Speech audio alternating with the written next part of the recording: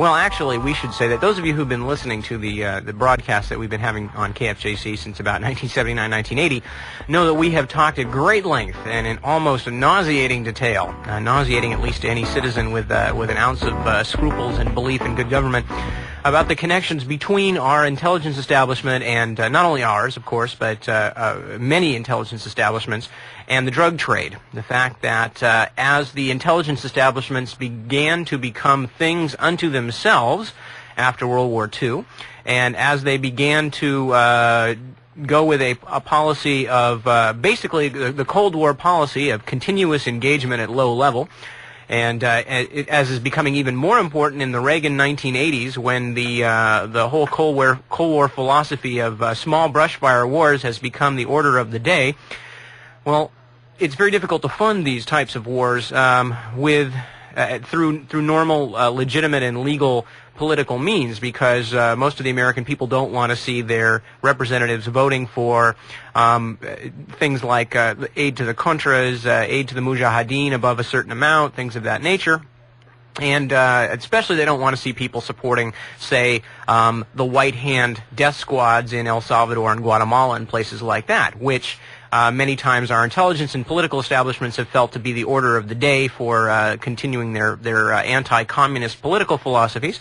And as a result, they have to go elsewhere for money, and undetectable sums of money. And they found that the best ways to do this are gun running, drug running, or combinations thereof. And we have spent the last several months on these Radio Free America broadcasts looking in quite a bit of depth at how that has come to evolve as a national strategy, especially for the United States, but also for the Western nations in general.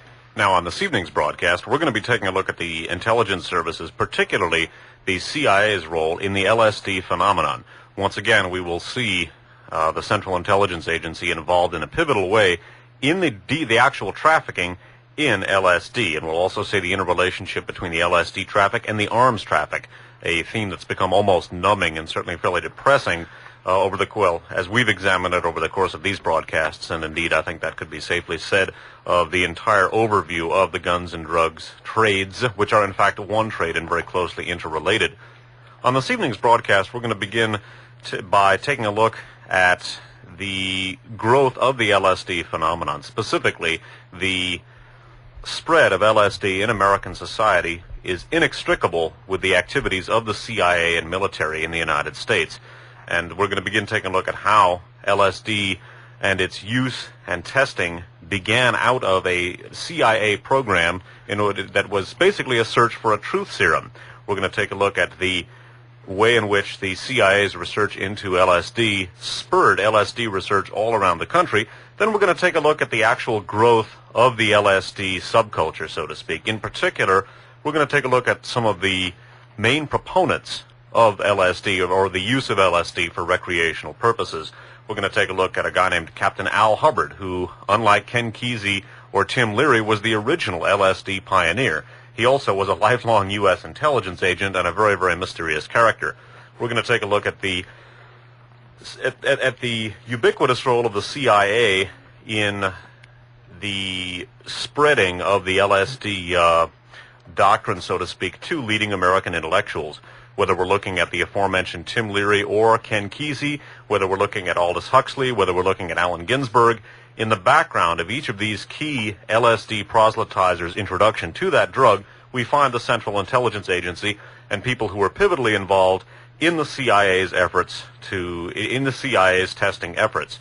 LSD research was virtually unknown in this country until the CIA, through a number of domestic funding conduits, began pumping millions of dollars into research with this drug. We're going to take a look at the CIA's role in the Summer of Love, the 20th anniversary of which is about to break upon us here in the Bay Area with a lot of, and this is my editorial comment, revolting commemorations of that phenomenon. And it should be said, too, that the book that we're going to rely on for a lot of our broadcasts this evening, although it has a lot of excellent information, does wax, I find, nauseatingly maudlin with regard to the psychedelic era, quote-unquote. The book sort of splits between devastating and insightful analysis and a lot of essentially nostalgic and I think fairly useless rumination and reminiscing about the glories of the psychedelic era. What conclusion one comes to about just what the CIA and other intelligence agencies were up to with regard to the use of LSD. Again, for the purposes of brevity, the thesis of the entire broadcast this evening is basically that the CIA is totally inseparable from the LSD phenomenon in America, whether we look at LSD as a research tool, as it was initially, or whether we look at it as the underground recreational drug of choice that it became in the 1960s. Throughout the growth and spread of the LSD phenomenon, the CIA is there, and again, are completely inseparable from it. At the end of the broadcast this evening, we're going to speculate to a certain extent about some of the things that they may have had in mind with their efforts. That's right. Not only for you ex-hippies out there, not only is 1987 the 20th anniversary of the, quote, Summer of Love, unquote, it's also the 40th anniversary of the formation of the CIA. And for those of you out there who are not previously familiar with the overlap that Dave mentioned between those two phenomena, you will be probably rather interested to stay tuned with us for tonight's broadcast. I just also wanted to mention that the book that we're going to be using heavily, not exclusively, but almost exclusively tonight, as Dave mentioned, is a book called Acid Dreams, subtitled The CIA, LSD, and the 60s Rebellion.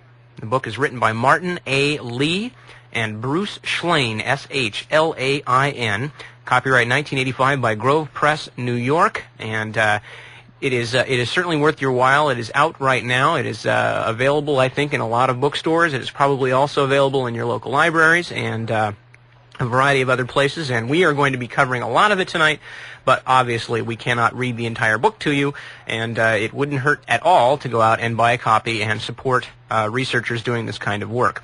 So, again, that small commercial over. Acid Dreams is the book we're going to be quoting from heavily tonight.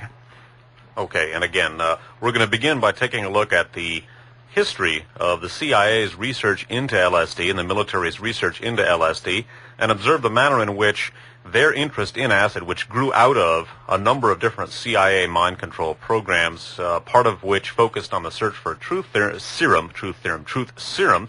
Basically, this is where LSD got its start in American society. It was, as we're going to read here very shortly, virtually an unknown phenomenon. There was almost no one doing LSD research in the United States until the CIA began pumping a lot of capital into that type of research.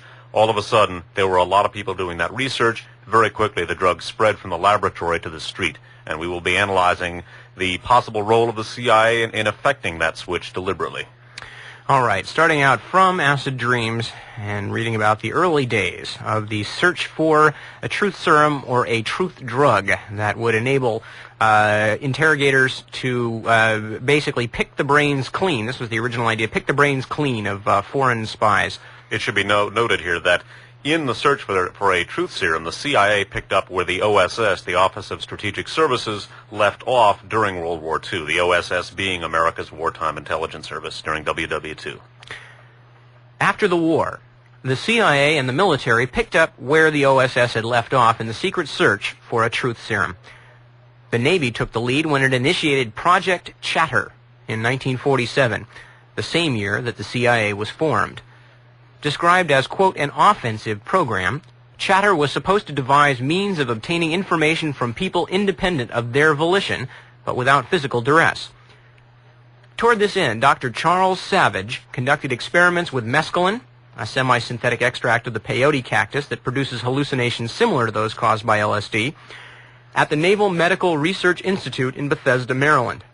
But these studies, which involved animal as well as human subjects, did not yield an effective truth serum, and Chatter was terminated in 1953. The Navy became interested in mescaline as an interrogation agent when American investigators learned of mind control experiments carried out by the Nazi doctors at the Dachau concentration camp during World War II. After administering the hallucinogen to 30 prisoners, the Nazis concluded that it was, quote, impossible to impose one's will on another person, as in hypnosis, even when the strongest dose of mescaline had been given, unquote. But the drug still afforded certain advantages to SS interrogators, who were consistently able to draw, quote, even the most intimate secrets from the subject when questions were cleverly put. Not surprisingly, quote, sentiments of hatred and revenge were exposed in every case, unquote. The mescaline experiments at Dachau were described in a lengthy report by the U.S. Naval Technical Mission. which swept across Europe in search of every scrap of industrial material and scientific data that could be garnered from the fallen Reich.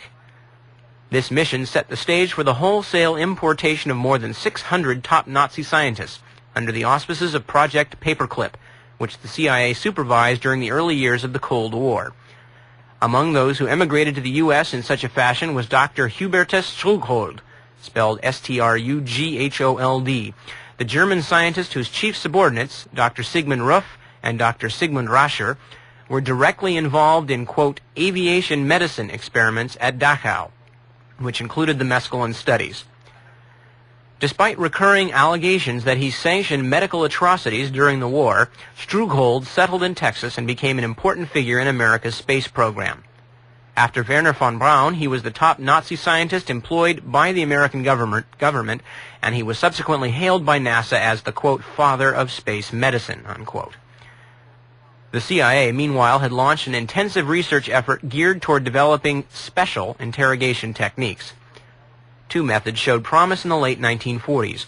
The first involved narcohypnosis, in which a CIA psychiatrist attempted to induce a trance state after administering a mild sedative. A second technique involved a combination of two different drugs with a contradictory effect. A heavy dose of barbiturates was given to knock the subject out, and then he received an injection of a stimulant, usually some type of amphetamine. As he started to come out of a somnambulant state, he would reach a certain ineffable point prior to becoming fully conscious. Described in CIA documents as, quote, the twilight zone, this groggy condition was considered optimal for interrogation. CIA doctors attempted to extend the stuporous limbo as long as possible. In order to maintain the delicate balance between consciousness and unconsciousness, an intravenous hookup was inserted in both the subject's arms. One set of works contained a downer, the other an upper, the classic goofball effect. With a mere flick of the finger, an interrogator could regulate the flow of chemicals. The idea was to produce a, quote, push, a sudden outpouring of thoughts, emotions, confidences, and whatnot. Along this line, various combinations were tested. Seconal and dexedrine, pentothal and disoxin, and, depending on the whim of the spy in charge, some marijuana, the old OSS standby, which the CIA referred to as sugar, might be thrown in for good measure. Continuing with acid dreams. The goofball approach was not a precision science. There were no strictly prescribed rules or operating procedures regarding what drugs should be employed in a given situation. The CIA interrogators were left to their own devices, and a certain degree of recklessness was perhaps inevitable. In one case, a group of CIA experts hastily drafted a memo after reviewing a report prepared by one of the agency's special interrogation teams. The medical consultants pointed out that, quote, the amounts of scopolamine administered were extremely heavy, unquote.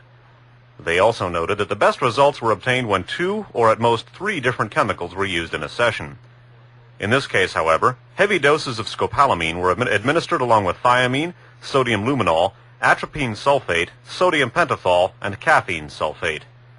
One of the CIA's professional consultants in H techniques also questioned why hypnosis was attempted, quote, after a long and continuous use of chemicals, after the subject had vomited, and after apparently a maximum tolerance point had been reached with the chemicals, unquote. Everyone who read the interrogation report agreed that hypnosis was useless, if not impossible, under such conditions. Nevertheless, the memo concluded by reaffirming that, quote, no criticism is intended whatsoever, unquote, and that, quote, the choice of operating weapons must be left to the agents in the field. Despite the potential hazards and tenuousness of the procedure as a whole, special interrogations were strongly endorsed by the agency officials. A CIA document dated November 26, 1951 announced, quote, we're now convinced that we can maintain a subject in a controlled state for a much longer period of time than we heretofore had believed possible. Furthermore, we feel that by use of certain chemicals or combinations, we can, in a very high percentage of cases, produce relevant information, unquote. Although these techniques were still considered experimental, the prevailing opinion among members of the special interrogation teams was that there had been enough experiments, quote, to justify giving the green light to operational use of the techniques, unquote. And again quoting, there will be many a failure, a CIA scientist acknowledged, but he was quick to stress that every success with this method will be pure gravy. In an effort to expand its research program, the CIA contacted academics and other outside experts who specialized in areas of mutual interest. Liaison was established with the research sections of police departments and criminology laboratories. Medical practitioners, professional hypnotists, and psychiatrists were brought on as paid consultants, and various branches of the military provided assistance. Oftentimes, these arrangements involved a cover to conceal the CIA's interest in behavior modification. With the bureaucratic apparatus already in place, the CIA's mind control efforts were integrated into a single project under the code name Bluebird. Due to the extreme sensitivity of the project, the usual channels of authorization were bypassed. Instead of going through Project's Review Committee, the proposal for Bluebird was submitted directly to CIA Director Roscoe Hillenkoetter, last name Hillenkoetter, who authorized the use of unvouchered funds to finance the hush-hush undertaking. Let me read that last sentence again. Due to the extreme sensitivity of the project, the usual channels of authorization were bypassed. Instead of going through the Project's Review Committee, the proposal for Bluebird was submitted directly to CIA Director Roscoe Hillenkoetter, who authorized the use of such unvouchered funds to finance the hush-hush undertaking. With this seal of approval, the CIA's first major drug testing program was officially hatched.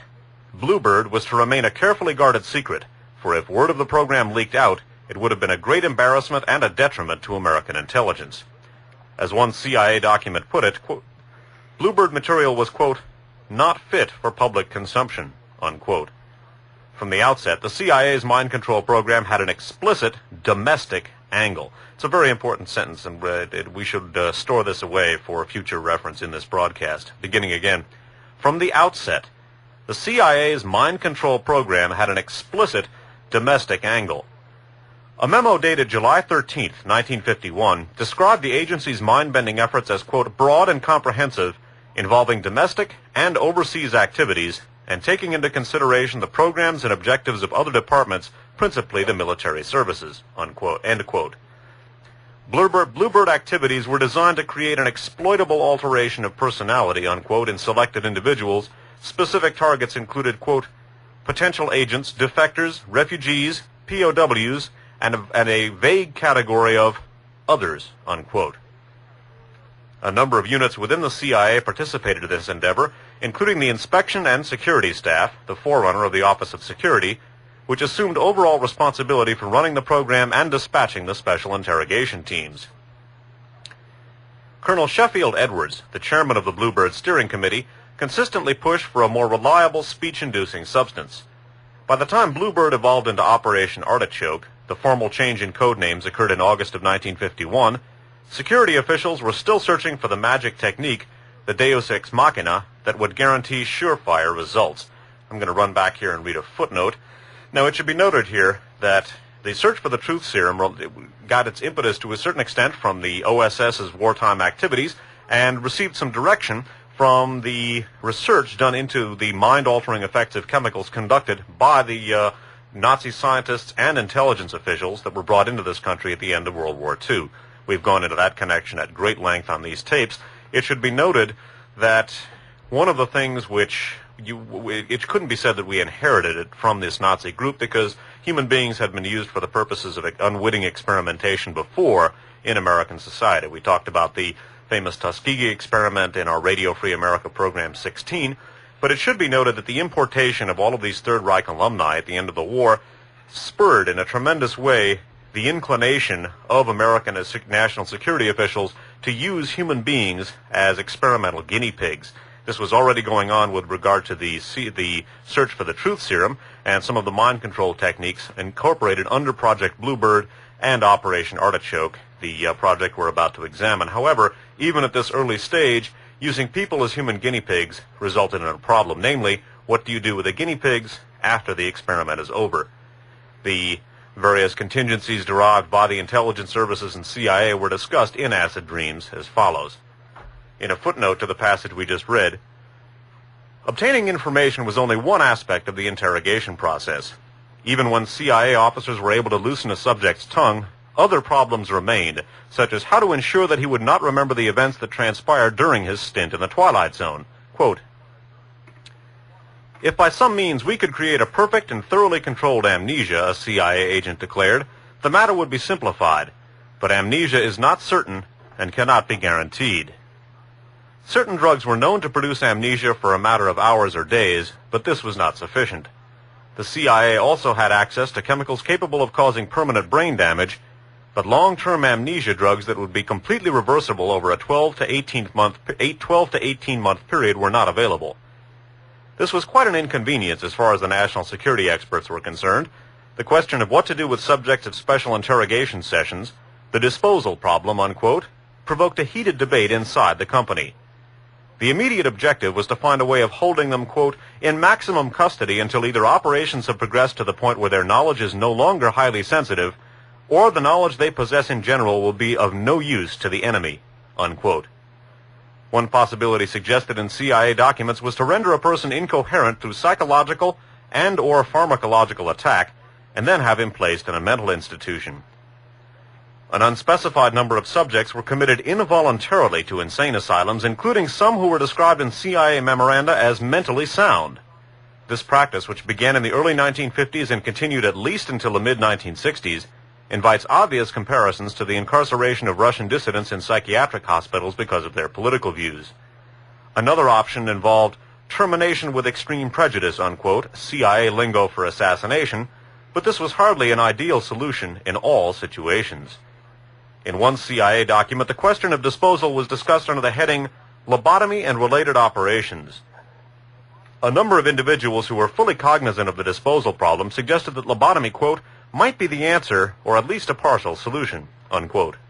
They argued that lobotomy would create a person, quote, who no longer cared, unquote, who had lost all initiative and drive, whose allegiance to ideal or motivating factors no longer existed, and who would probably have, if not complete amnesia, at least a fuzzy or spotty memory for recent and past events. They also pointed out, quote, that certain lobotomy types of operations were simple, quickly performed, and not too dangerous, unquote. Along this line, a group of CIA scientists entertained the possibility of using an ice pick lobotomy to render an individual harmless, quote, from a security point of view, unquote. A memo dated February 7, 1952, notes that on numerous occasions after using electroshock to produce anesthesia, an unidentified surgeon in the Washington, D.C. area performed an operation that involved destroying brain tissue by piercing the skull just above the eye with a fine surgical ice pick. This type of psychosurgery had certain advantages in that it resulted in nervous, confusional, and amnesia effects, unquote, without leaving a telltale scar, unquote. The CIA also experimented with brain surgery via UHF sound waves, and at one point during the early 1950s attempted to create a microwave amnesia beam that would destroy memory neurons. Not all CIA officials, however, favored using lobotomy as a disposal technique. Potential drawbacks were cited. Surgical risk was great, brain damage could be extensive, and such an operation, if faulty, could produce a vegetable, unquote. Moreover, if the enemy discovered that the CIA was mutilating people's brains for the sake of national security, this information could be exploited as a propaganda weapon. Other CIA officials opposed lobotomy because it was blatantly inhumane and violated all concepts of fair play and the American way of life, and thus it could never be officially sanctioned or supported. A CIA document dated March 3, 1952 states that, quote, while the USSR and its satellites are capable of any conceivable atrocity against human beings to attain what they think are their ends, we should not, with our high regard for human life, use these techniques unless by using them we save the lives of our own people and the situation is highly critical to the nation's safety.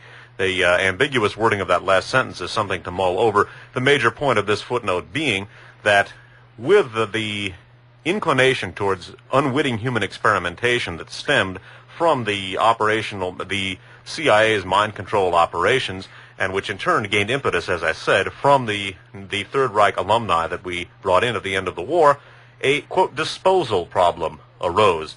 And I think some of the ethical tangles of the entire LSD program are themselves exposed and highlighted rather nicely by this problem.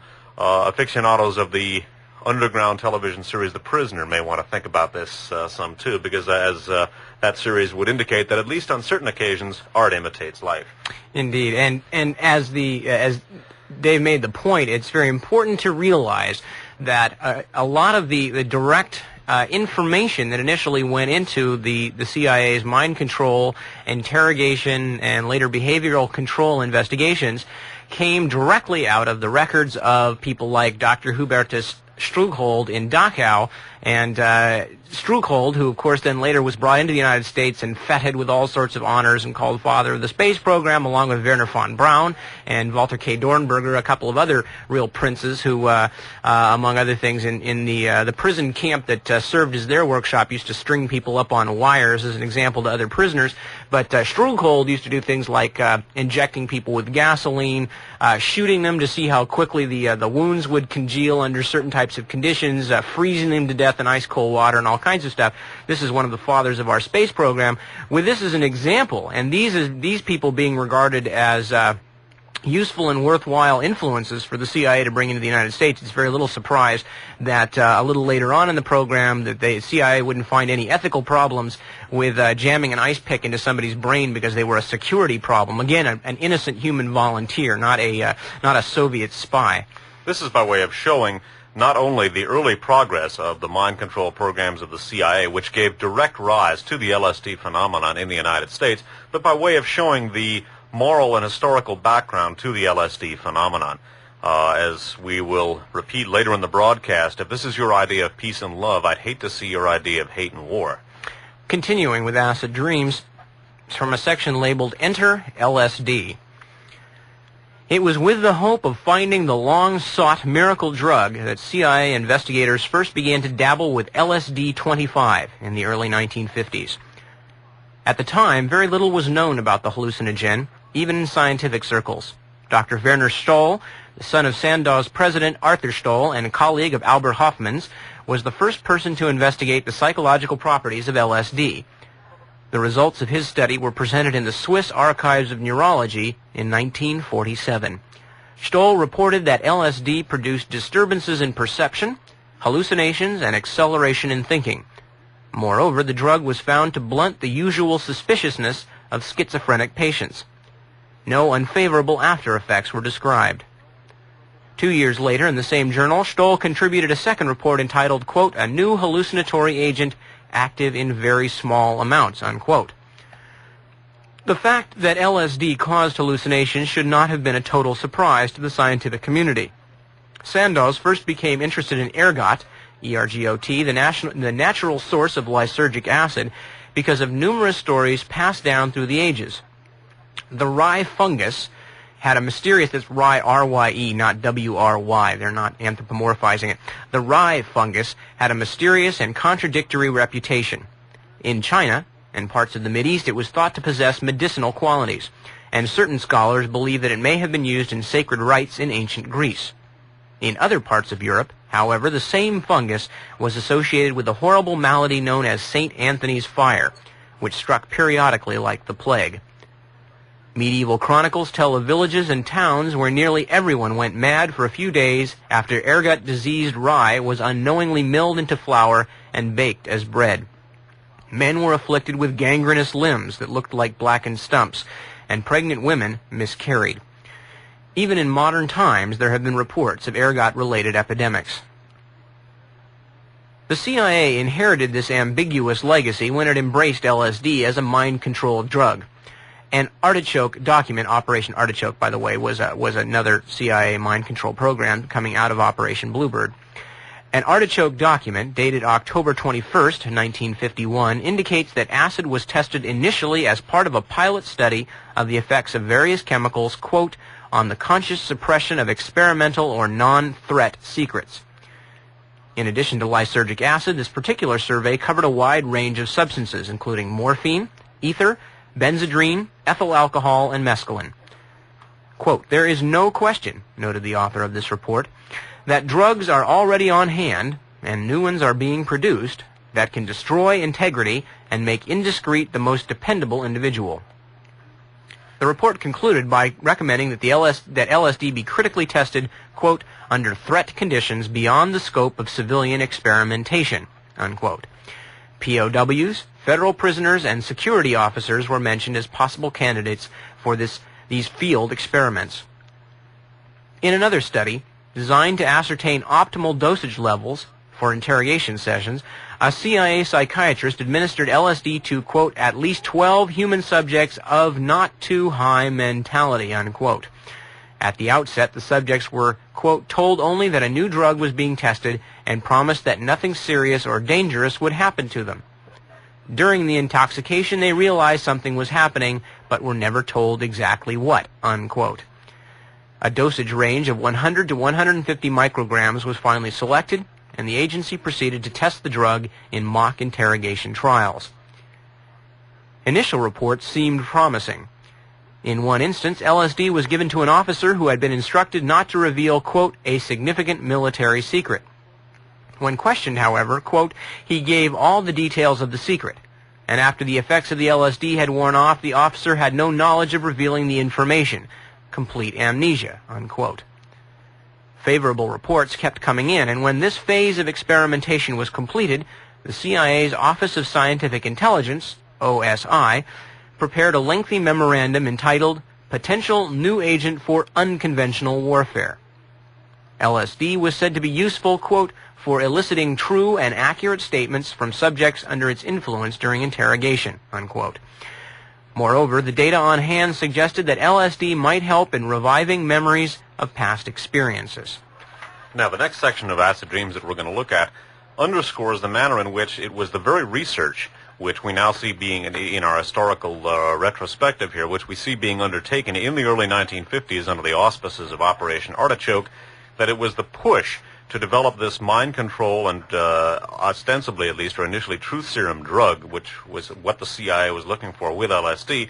This is what brought the LSD research into our society. Initially, there was almost no one doing LSD research, and the very research programs that we're talking about here was what brought LSD into American society. Again, hardly anybody was doing anything one way or the other with LSD as a result of the CIA's programs to test this drug as a possible truth serum, mind control drug, and what have you. LSD became a major asset to American, not asset, but a major adjunct to American psychological research. We're going to take a look at that now, the experimentation programs undertaken on human subjects, and the manner in which, literally, LSD came from the CIA. Returning to acid dreams. When the CIA first became interested in LSD, only a handful of scientists in the United States were engaged in hallucinogenic drug research. At the time, there was little private or public support for this relatively new field of experimental psychiatry, and no one had undertaken a systematic investigation of LSD. The CIA's mind control specialists sensed a golden opportunity in the making. With a sizable treasure chest at their disposal, they were in a position to boost the careers of scientists whose skill and expertise would be of maximum benefit to the CIA. Almost overnight, a whole new market for grants in LSD research sprang into existence as money started pouring through CIA-linked conduits or cutouts such as the Geschichter Fund for Medical Research, the Society for the Study of Human Ecology, and the Josiah Macy Jr. Foundation. Among those who benefited from the CIA's largesse was Dr. Max Rinkel, R-I-N-K-E-L, the first person to bring LSD to the United States. In 1949, Rinkel, a research psychiatrist, obtained a supply of LSD from Sandoz Pharmaceuticals in Switzerland and gave the drug to his partner, Dr. Robert Hyde, who took the first acid trip in the Western Hemisphere. Rinkel and Hyde went on to organize an LSD study at the Boston Psychopathic Institute, a pioneering mental health clinic affiliated with Harvard University. They tested the drug on 100 volunteers and reported the initial findings in May of 1950, nearly 3 years before the CIA began funding their work, at the annual meeting of the American Psychiatric Association. Rinkel announced that LSD produced, quote, a transitory psychotic disturbance, unquote, in normal subjects. This was highly significant, for it raised the possibility that mental disorders could be studied objectively in a controlled experimental setting.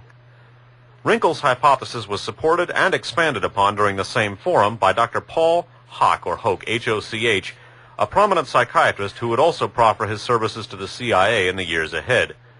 Hoch reported that the symptoms produced by LSD, mescaline, and related drugs were similar to those of schizophrenia.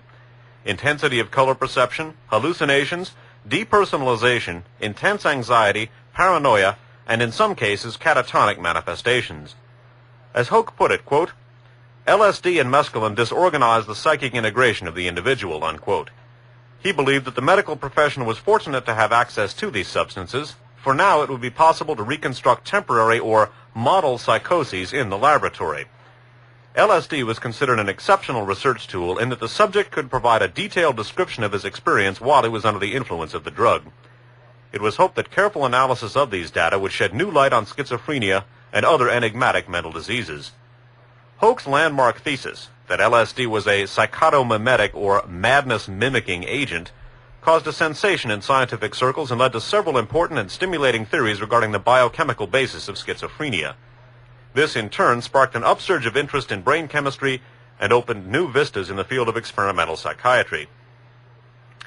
In light of the extremely high potency of LSD, it seemed completely plausible that infinitesimal traces of a psychoactive substance produced through metabolic dysfunction by the human organism might cause psychotic disturbances. Conversely, attempts to alleviate a lysergic psychosis, unquote, might point the way toward curing schizophrenia and other forms of mental illness. As it turned out, the model psychosis concept dovetailed particularly well with the secret schemes of the CIA, which also viewed LSD in terms of its ability to blow minds and make people crazy. Thus, it is not surprising that the CIA chose to invest in men like Wrinkle and Hoch. Most scientists were flattered by the government's interest in their research, and they were eager to assist the CIA in its attempts to unravel the riddle of LSD. This was, after all, the Cold War, and one did not have to be a blue-ribbon hawk or a hardliner to work in tandem with American intelligence. In the early 1950s, the CIA approached Dr. Nick Bercel, B-E-R-C-E-L, a psychiatrist who maintained a private practice in Los Angeles. Bercel was one of the first people in the United States to work with LSD, and the CIA asked him to consider a haunting proposition. What would happen if the Russians put LSD in the water supply of a large American city? A skillful saboteur could carry enough acid in his coat pocket to turn an entire metropolis into a loony bin, assuming he found a way to distribute it equally. In light of this frightening prospect, would Bercel render a patriotic service by calculating exactly how much LSD would be required to contaminate the water supply of Los Angeles? Bercel consented, and that evening he dissolved a tiny amount of acid in a glass of tap water, only to discover that the chlorine neutralized the drug. "Don't worry," he told his CIA contact, "it won't work." Remember this scenario of dosing American reservoirs later. We're going to come in contact with an interesting proposition by Timothy Leary in that regard.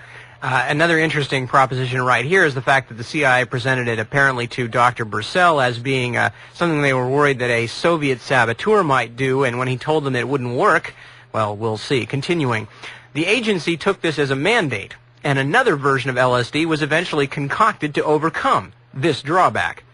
A CIA document states accordingly, quote, "If the concept of contaminating a city's water supply seems, or in actual fact is found to be far-fetched, this is by no means certain, there is still the possibility of contaminating, say, the water supply of a bomber base, or, more easily still, that of a battleship. Our current work contains the strong suggestion that LSD-25 will produce hysteria, unaccountable laughing, anxiety, terror. It requires little imagination to realize what the consequences might be if a battleship's crew were so affected," unquote. The CIA never got in touch with Bercel again, but they monitored his research reports in various medical journals. When Bercel gave LSD to spiders, they spun perfectly symmetrical webs. Animal studies also showed that cats cringed before untreated mice, and fish that normally swam close to the bottom of a water tank hovered near the top. In another experiment, Dr. Louis Jolly West, chairman of the Department of Psychiatry at the University of Oklahoma, injected an elephant with a massive dose of 300,000 micrograms. Dr. West, a CIA contract employee and an avid believer in the notion that hallucinogens were psychotomimetic agents, was trying to duplicate the periodic, quote, rut madness that overtakes male elephants for about 1 week each year. But the animal did not experience a model elephant psychosis. It just keeled over and remained in a motionless stupor. In attempting to revive the elephant, West administered a combination of drugs that ended up killing the poor beast. Research on human subjects showed that LSD lodged primarily in the liver, spleen, and kidneys. Only a tiny amount, 0.01%, of the original dose entered the brain, and it only remained there for 20 minutes. This was a most curious finding, as the effect of LSD was not evident until the drug had disappeared entirely from the central nervous system. Some scientists thought that LSD might act as a trigger mechanism, releasing or inhibiting a naturally occurring substance in the brain, but no one could figure out exactly why the drug had such a dramatic effect on the mind. Many other questions were in need of clarification. Could the drug be fatal? Well, parenthetically, obviously it could to elephants anyway. What was the maximum dose? Were the effects constant, or were there variations according to different personality types? Could the reaction be accentuated by combining LSD with other chemicals? Was there an antidote? Some of these questions overlapped with legitimate medical concerns, and researchers on CIA stipends published unclassified versions of their work in prestigious scientific periodicals. But these accounts omitted secret data given to the CIA on how LSD affected, quote, operationally pertinent categories, such as disturbance of memory, alteration of sex patterns, eliciting information, increasing suggestibility, and creating emotional dependence. Continuing. We actually, if we're going to try and get a 45-minute break for people to flip tapes, we should probably do it now. Oh, okay. Why don't we read one more section here, okay. and then we'll give them a chance to. Continuing with acid dreams. The CIA was particularly interested in psychiatric reports suggesting that LSD could break down familiar behavior patterns, for this raised the possibility of reprogramming or brainwashing. If LSD temporarily altered a person's view of the world and suspended his belief system, CIA doctors surmised, then perhaps Russian spies could be cajoled into switching loyalties while they were tripping. This brainwashing strategy was relatively simple. Find the subject's weakest point, his squeaky board, unquote, and bear down on it. Use any combination or synthesis which might, quote, open the mind to the power of suggestion to a degree never hitherto dreamed possible, unquote. LSD would be employed to provoke a reality shift, to break someone down and tame him, to find a locus of anonymity and leave a mark there forever.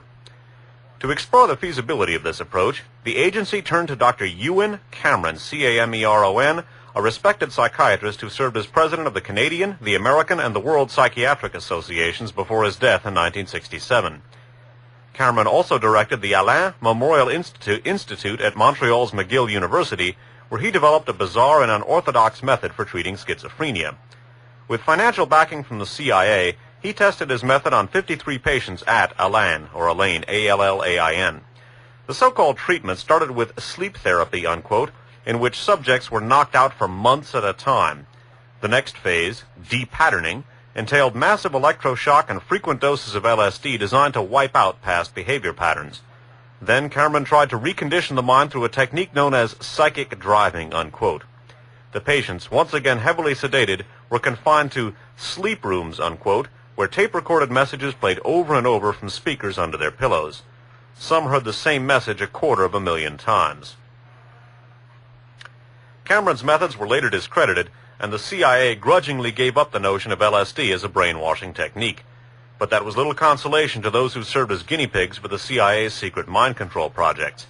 9 of Cameron's former patients have sued the American government for $1 million each, claiming that they are still suffering from the trauma they went through at Elaine. These people never agreed to participate in a scientific experiment, a fact which reflects little credit on the CIA, even if agency officials feared that the Soviets were spurting ahead in the mind control race. The CIA violated the Nuremberg Code for Medical Ethics by sponsoring experiments on unwitting subjects. Ironically, Dr. Cameron was a member of the Nuremberg Tribunal that heard the case against Nazi war criminals who committed atrocities during World War II. Like the Nazi doctors at Dachau, the CIA victimized certain groups of people who were unable to resist: prisoners, mental patients, foreigners, the terminally ill, sexual deviants, and ethnic minorities. One project took place at the Addiction Research Center of the U.S. Public Health Service Hospital in Lexington, Kentucky. Lexington was ostensibly a place where heroin addicts could go to shake a habit, and although it was officially a penitentiary, all the inmates were referred to as patients. The patients had their own way of referring to the doctors, hacks, or croakers, unquote, who patrolled the premises in military uniforms. The patients at Lexington had no way of knowing that it was one of 15 penal and mental institutions utilized by the CIA in its super-secret drug development program. To conceal its role, the agency enlisted the aid of the Navy and the National Institutes of Mental Health, which served as conduits for channeling money to Dr. Harris Isbell, I-S-B-E-L-L, a gung-ho research scientist who remained on the CIA payroll for over a decade. According to CIA documents, the directors of NIMH and the National Institutes of Health were fully cognizant of the agency's interest in Isbell's work and offered full support and protection, unquote. When the CIA came across a new drug, usually supplied by American pharmaceutical firms that needed testing, they frequently sent it over to their chief doctor at Lexington, where an ample supply of captive guinea pigs was readily available. Over 800 compounds were farmed out to Isbell, including LSD and a variety of hallucinogens. It became an open secret among street junkies that if the supply got tight, you could always commit yourself to Lexington, where heroin and morphine were doled out as payment if you volunteered for Isbell's wacky drug experiments. Small wonder that Lexington had a return rate of 90%. Dr. Isbell, a long-time member of the Food and Drug Administration's Advisory Committee on the Abuse of Depressant and Stimulant Drugs, defended the volunteer system on the grounds that there was no precedent at the time for offering inmates cash for their services. Okay, when we come back from a short break, we are going to be reading a little bit more about Dr. Isbell's CIA-funded and assisted experiments, and we're going to be talking more about the formation of the CIA's concept of LSD as a behavior control substance, even more than an interrogation technique. For people who eventually hear this program via a rebroadcast, or for people who listen to it on tape, that will continue on the second side of this particular cassette series. This is Nip Tuck. Dave Emory and I will be back with more of Radio Free America, number 28, in just a few minutes, right here on KF.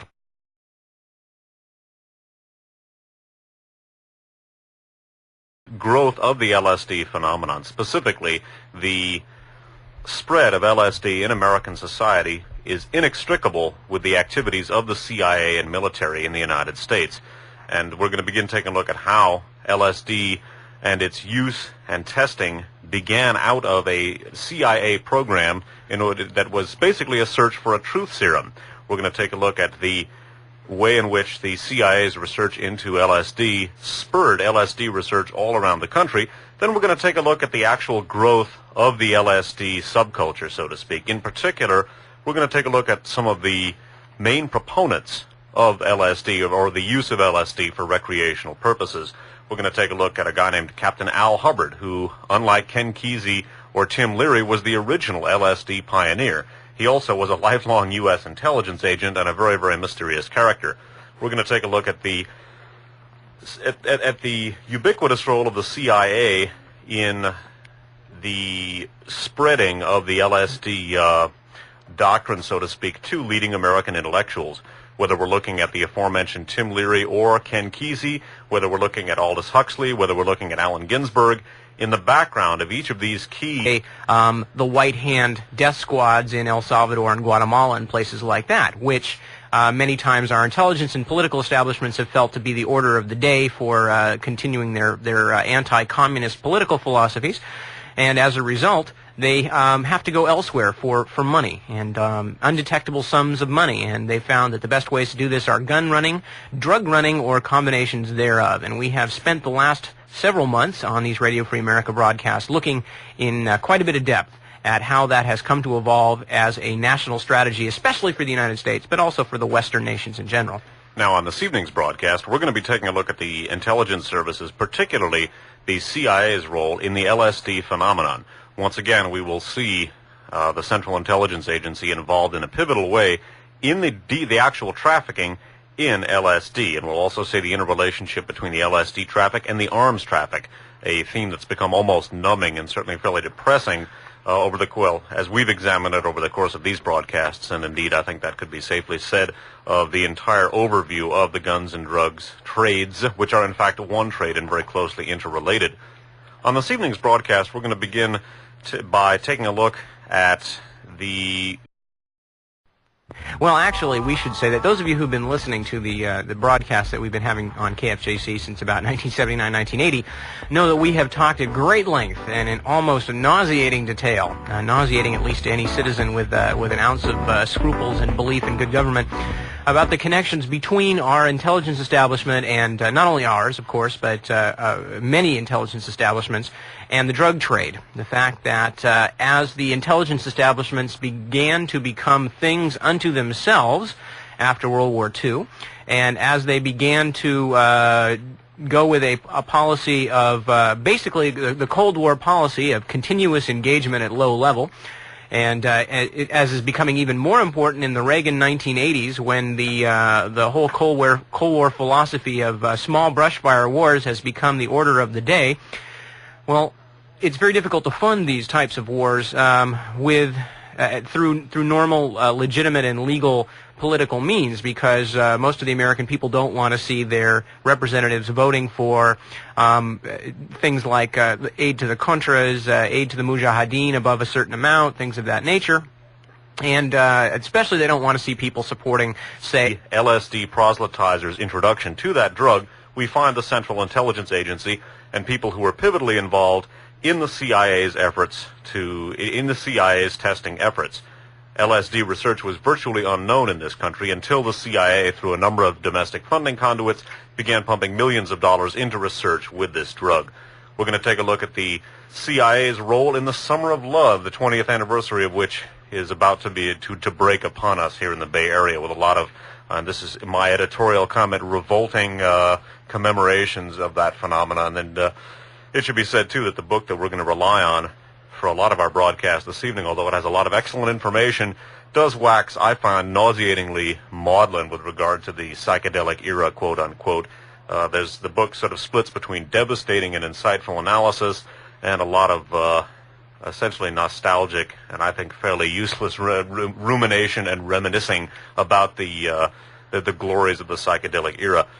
What conclusion one comes to about just what the CIA and other intelligence agencies were up to with regard to the use of LSD.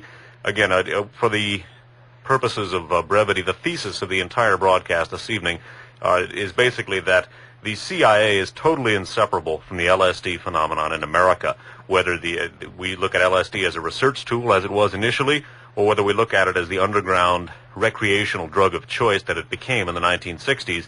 Throughout the growth and spread of the LSD phenomenon, the CIA is there, and again, are completely inseparable from it. At the end of the broadcast this evening, we're going to speculate to a certain extent about some of the things that they may have had in mind with their efforts. That's right. Not only for you ex-hippies out there, not only is 1987 the 20th anniversary of the, quote, Summer of Love, unquote, it's also the 40th anniversary of the formation of the CIA. And for those of you out there who are not previously familiar with the overlap that Dave mentioned between those two phenomena, you will be probably rather interested to stay tuned with us for tonight's broadcast. I just also wanted to mention that the book that we're going to be using heavily, not exclusively, but almost exclusively tonight, as Dave mentioned, is a book called Acid Dreams, subtitled The CIA, LSD, and the 60s Rebellion. The book is written by Martin A. Lee and Bruce Schlain, S-H-L-A-I-N. Copyright 1985 by Grove Press, New York, and it is